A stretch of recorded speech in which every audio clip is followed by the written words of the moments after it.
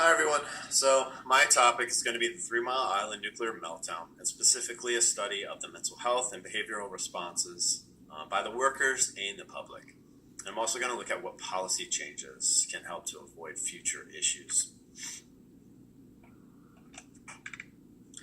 So how the paper will be organized, it will be organized as such. And in the very beginning, I'm going to give a historical approach to 3 Mile Island. The intro, the background, dates, what exactly happened, the personal injury claims, the government's reaction. I will go into the basics of what 3 Mile Island consisted of. And then I'm going to get into the research and information, which will be the body of my paper. So I'm going to use, for instance, details from a report of the Behavioral Effects Task Group, which was based on surveys of about 2,500 persons from 4 different study groups. 1, the general population of male and female heads of households located within 20 miles of 3 Mile Island. Mothers of preschool age children from the same area. Teenagers in the 7th, 9th, and 11th grades from a school district in the same area. And nuclear workers employed at 3 Mile Island nuclear power plant at the time of the accident, and a control group of nuclear workers from the Peach Bottom nuclear power plant, which is about 40 miles away for comparison.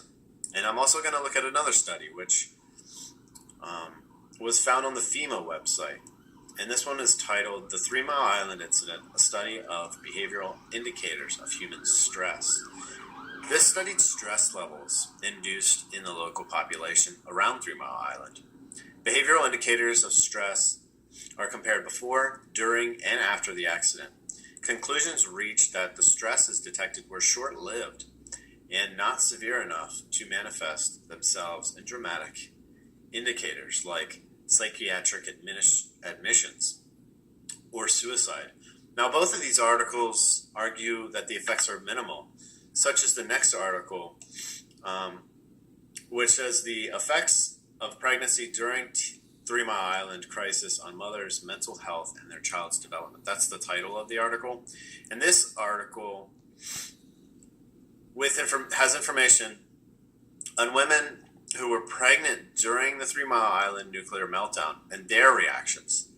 This article concludes, again, minimalistic effects, but it offers tables which I can understand, being in social statistics this semester, and interpret that none of the statistics found in the study were statistically significant.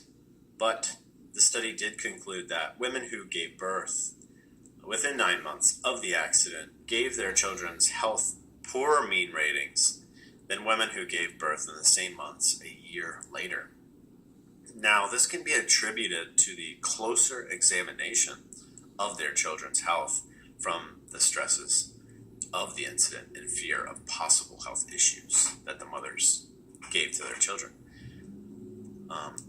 So that's one side of the argument. And in the second half of the body, I'm going to talk about opposing arguments. And for instance, one article suggests that residents in the vicinity of 3 Mile Island exhibited elevated symptoms of stress more than 1 year after the incident, and that the persistence of these elevated symptoms are the cause for some concern, which comes from an article titled Psychological Symptoms of Residents in the Aftermath of the 3 Mile Island Accident and Restart.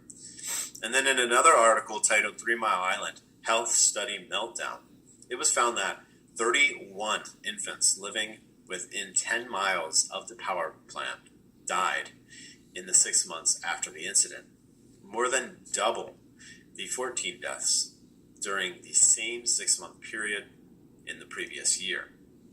Now, through my studies, children are often overlooked. Yet, this serious increase in infant death should have sparked an increase in interest as to why this was happening. I will seek out information in my research as to why this was either ignored or not reported altogether. And then I'm going to conclude. And by concluding, I'm going to restate the facts. I will cover the mental health issues discussed in the research that I've used, as well as physical health issues. I will detail why these studies have concluded their findings to be minimal or a serious threat.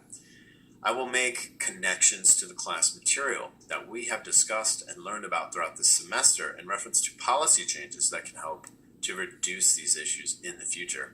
And lastly, I'm going to offer my opinion.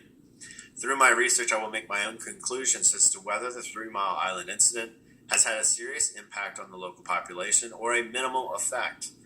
I will offer my opinion as to how the incident could have been handled better based on the public reaction to the event and how the information that was released to the public could have been changed to better serve the people. And finally, I will wrap up the paper by summarizing all that I have learned. Now, where I need help, or some questions that I thought of, are we using APA style for our paper, ASA, or some other? And connected to that question, how should we cite in text? Am I supposed to use the author's names and the year of the article, or how are we supposed to cite in text?